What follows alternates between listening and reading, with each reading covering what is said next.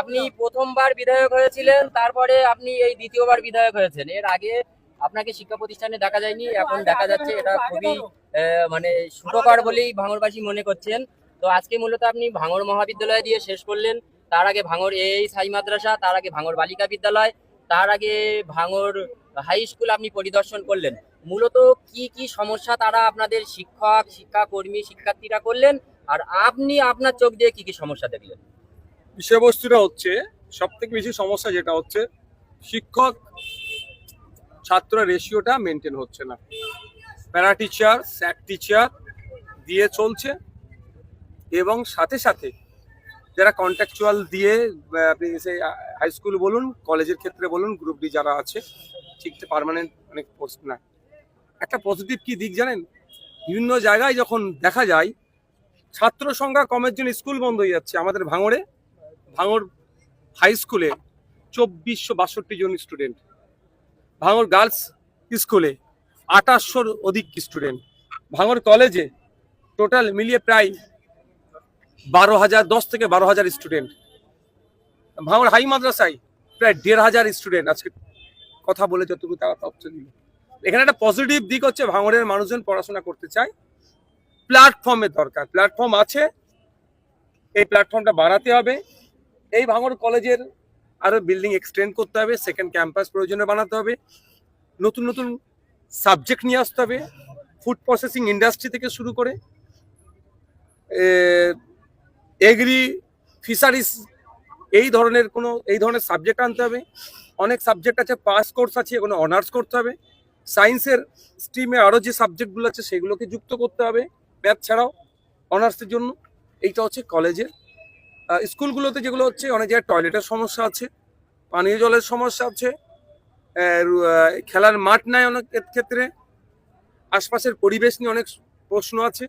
সেগুলো সব কিছু আমি নোট করেছি এবং কনসার্ন যিনারা head of the department, head of the institute, তাদেরকে আমি বলেছি যে আপনারা বিস্তারিত দিন, সেটা নিয়ে কথা হবে এবং আমার এন্ড থেকে যেগুলো সমাধান করব। অন্যথায় ডিপার্টমেন্টাল মিনিস্টারদের সাথে বসে এগুলো সমাধান হবে। আর একটা বিষয়, যে নৈতিক পদস্খলন শিক্ষার্থীদের, যেমন আমাদের দেশের সেনাবাহিনীদের মধ্যে যে শৃঙ্খলা ব্যাপারটা খুবই গুরুত্বপূর্ণ। তো শিক্ষার্থীরাও ভবিষ্যতের দেশের কাণ্ডারি, তাদের শৃঙ্খলা ব্যাপারটা অত্যন্ত গুরুত্ব দেওয়া উচিত, কিন্তু তারা অত্যন্ত বিশৃঙ্খল আচরণ করছেন। যে কথা আপনি ক্লাসরুমে আলোচনা করেছেন, যে বাবা মায়ের মতো কেউ ভালোবাসতে পারে না, 2-6 মাস কেউ ভালোবাসছে, তাদের হাত ধরে গাড়িতে করে এখানে ওখানে চলে যাচ্ছে, পাচার হচ্ছে। আমাদের পুলিশ মহোদয়গণেরাও রয়েছেন, তাদের কাছেও ওই ধরনের যেমন মামলা বা ওই ধরনের খবর আসে, আমাদের কাছেও গণমাধ্যম কর্মী হিসেবে আসে। তারপরে আপনাদের স্কুলের চারপাশে, বিশেষ করে একটা আমি জিনিস জানিয়ে রাখি, আমার যতটুকু আইন জানা আছে, বিদ্যালয়ের 100 মিটারের মধ্যে কোনো প্রকার নেশাদ্রব্য, এমনকি বিড়ি, খৈনি, সিগারেটও বিক্রি করা যায় না, বিক্রি হচ্ছে এবং শিক্ষার্থীরা সেবন করছে। আমাদের ক্যামেরায় অনেক ধরা পড়েছে, আমাদের পুলিশ মহোদয়গণও অনেকে দেখে থাকেন। এবং অশ্লীলতা সব মিলে মানে একটা নৈতিক পদস্খলন, যেটা আপনি ক্লাসে খুবই ভালোভাবে বুঝিয়েছেন এবং শিক্ষার্থীরা খুব ভালোভাবেই নিয়েছেন, জানি না কতটা মানবে। তো এই এই এই নৈতিকতা ফিরিয়ে আনার জন্য কি ব্যবস্থা নেবেন আপনি ভাঙড়ে? বারাইপুরে একটা ঘটনা ঘটেছিল, আপনারা দেখেছেন, একটা 17 বছরের ছেলেকে হত্যা করে। কারা হত্যা করে? তার সহপাঠীরা। তাদেরও বয়স 17, 18, 20-র মধ্যে। আমি তখন একটা কথা বলেছিলাম যে বয়সে হাতে পেন ধরা দরকার, ছুরি ধরছে কেন? তাহলে আমাদের কোনো না কোনো জায়গায় একটা গ্যাপ তৈরি হচ্ছে। আশা করব শিক্ষা দপ্তরে এই বিষয়টা তারাও নিশ্চিতভাবে আলোচনা করছেন, প্রয়োজন আমিও ফ্লোরে আলোচনা করব যে আমাদের মেন্টাল কাউন্সিলিং করার জন্য প্রতিটা স্কুলে যেমন সাবজেক্ট ওয়াইজ টিচার নিয়োগ করা হয়, মনোবিদও নিয়োগ করা হোক, এতে করে আমাদের এই বাচ্চাগুলোকে মেন্টালি তাদেরকে সাপোর্ট দেয়, সবসময় পজিটিভ বার্তা তাদেরকে দেবে এবং ফিউচার কি আছে সেগুলো দেখাবে। আপনি একটা ক্লাসরুমেই বলেছিলেন বা বিভিন্ন আলোচনায় উঠে এসছে, আপনি বলেছেন যে যারা পেশাজীবী, বিশেষ করে ভাঙড়ে ভাঙড়ে আপনার প্রশাসক, ভাঙড়ে আপনার বিজ্ঞান ক্ষেত্রে ইসরোতে চাকরি করেন, ভাঙড়ে আপনার জাতীয় পর্যায়ের খেলোয়াড় আছে, আপনার আইএসএল এর খেলোয়াড় রয়েছে, ভাঙড়ে ইদানিংকালে একটা আপনার ধুতুরা ফল থেকে মনোবিজ্ঞানের যে চিকিৎসার আবিষ্কার করছেন। ভাঙড়ে কি নেই? ফুলকপি বাঁধাকপি ছাড়াও অনেক কিছু আছে, ভাঙড়ের নদী আছে। তো নদীর প্রসঙ্গ আমি আজকে আসবো না। তো এই বললেন যে ছাত্রছাত্রীরা যারা অনুপ্রাণিত হয় তাদের দেখে ভাঙড়ের এই মহান কৃতি ব্যক্তিদের দেখে আপনি তাদেরকে এনে একটা মানে মোটিভেশনাল ক্লাস টাইপের করবে বলেছেন। আসলে এটা আপনি কবে থেকে করবেন? দেখুন, আমরা তো বিগত 5 বছরে তো যে সরকার ছিল সেটা বাদ দিন, ভাঙড়ে তো একটা অবরুদ্ধ করে রেখেছিল, ভাঙড়কে একটা ব্লক করে রেখে দিয়েছিল, আটকে রেখেছিল। সে জায়গা থেকে পরিত্রাণ পেয়েছে ভাঙড়ের মানুষ। আমার ইচ্ছাগুলো পাবলিক ডোমেনে দিচ্ছি এবং বাস্তবায়ন করবো। ভাঙড়ের কৃতি সন্তান, বাংলার কৃতি সন্তান যারা রাজ্য, জাতীয় স্তর, আন্তর্জাতিক স্তরে যারা সুনাম করেছে, তাদেরকে বিভিন্ন প্রতিষ্ঠানে নিয়ে আসবো। তাদেরকে দিয়ে আমাদের যারা পরের প্রজন্মকে মোটিভেট করবো। একটা প্রশ্ন, এটা কিছুটা সম্পূরক প্রশ্ন বলতে পারেন।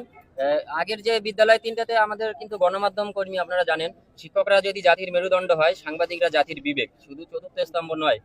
তো ওনারা আমাদের পরিবেশ অধিকার দিয়েছিলেন, কিন্তু মহাবিদ্যালয়ে পরিবেশ অধিকার দেয়নি। তাহলে কি কোনো গোপন আলোচনা ছিল? দেখুন, একটা কথা বলি, ওটা অথরিটির হাতে থাকে। এখানে এখানকার যিনি অথরিটি আছে, হাইস্ট যিনি আছেন, তার উপরে নির্ভর করা থাকে সে কোথায় কতটা কাকে অ্যাক্সেস দেবে। আচ্ছা, আপনার কি এই ধারাবাহিকতা বজায় থাকবে? আপনি ভাঙড়ের প্রত্যেক প্রতিষ্ঠানে যাবেন? আর একটা আমি মাঝখানে বলে রাখি, প্রাইমারি প্রাথমিক যে বিদ্যালয়, সেখানকার অবস্থা আরো শোচনীয়। আপনি কি সেখানে যাবেন? দেখুন না কি কি করছি, ধারাবাহিকতা কি বজায় থাকবে? দেখতে থাকুন। অনেক ধন্যবাদ আপনাকে। কলেজের পশ্চিমবাংলা কলেজের জন্য যে অস্থায়ী শিক্ষা কমিটি যে কর্মীদের জন্য কি বার্তা দেবেন? আপনি তো বিধানসভায় বলেছেন। বিধানসভায় বলেছি, স্যাক টিচারদের জন্য বলেছি, স্কুল কলেজের ক্ষেত্রে সমস্ত স্তরে যারা কন্ট্রাকচুয়াল বেসিসে কাজ করছে তাদের সাম্মানিক অনেক কম, সাম্মানিক বাড়াতে হবে। কলেজ লেভেলে অনেক কন্ট্রাকচুয়াল স্টাফদের দিয়ে চলছে। যারা যদি অফ হয়ে যায়, টোটাল কলেজের যে পড়াশোনার পার্টটা নয়, অ্যাডমিনিস্ট্রেটিভ পার্টটা বন্ধ হয়ে যাবে। শুধু তাই নয়, ভাঙড় কলেজে প্রায় 60% স্যাক টিচারদের চলছে, কিন্তু তাদের যে সাম্মানিকতা পাওয়া দরকার, সম্মানটা পাওয়া দরকার, ফ্যাসিলিটিস যেগুলো পাওয়া দরকার সেগুলো নাই।